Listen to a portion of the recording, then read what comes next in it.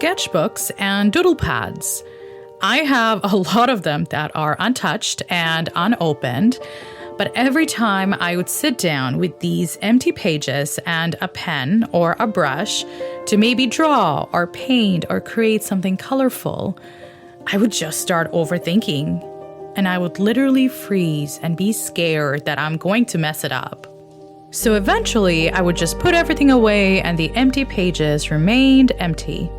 I asked my therapist if that's because subconsciously I remember my father teaching me that if something is not perfect, then it's not worth it.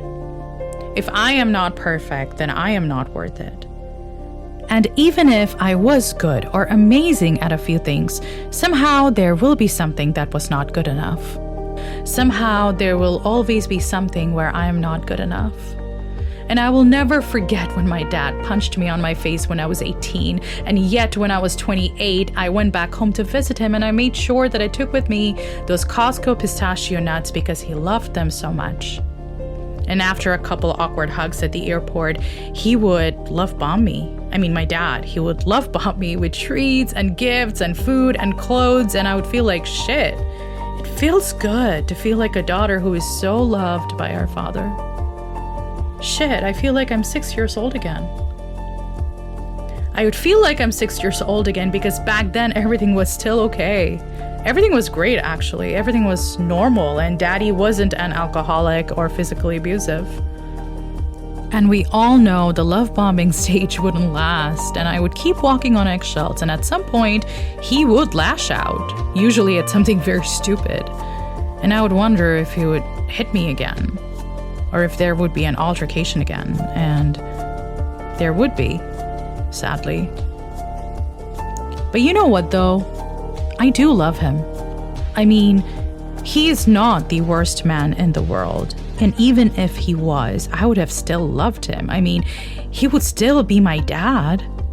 And I hope, and I so hope, that he finds his path to a healthy space from all his demons, not because I want him or need him to be my father, but just for his own sake, I do want him to be okay. I do want him to be happy.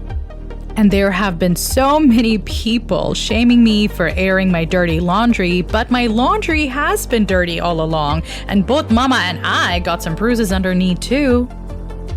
See, I have wondered many times if I'm just blaming my father for all the issues in my life, and maybe I am.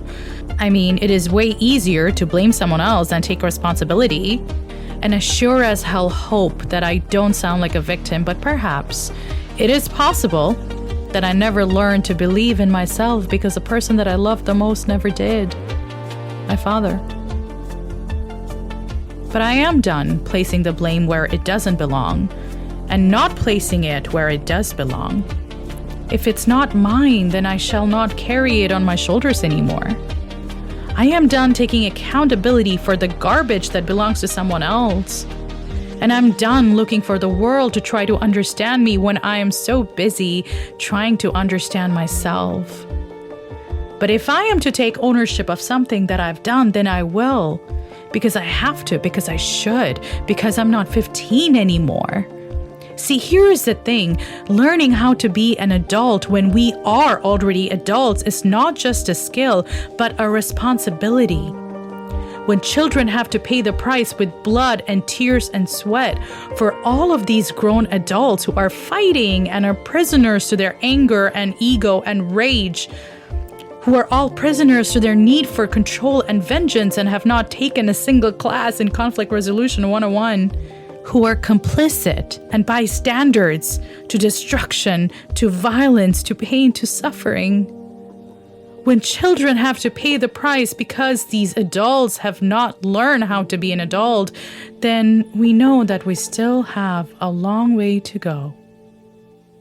We make mistakes. We do lose our shit. We learn. We apologize. We take responsibility. We repair. Whether that repair involves staying together or going different ways. I was telling you about my sketchbooks and doodle pads. I have a lot of them that are untouched and unopened, but every time I would sit down with these empty pages and a pen or a brush, I would overthink, and freeze and get scared that I'll mess it up. So I never really would create anything. But I think I finally will. You know what? I think I finally will. And if there is something that you have been wanting to do that brings joy to your soul, that creates a fire in your belly, then maybe this is a sign that you should get started on it too. Because it doesn't have to be perfect. What is perfect anyway? But it will be something that you create with your heart. And that alone makes it meaningful, purposeful, and beautiful.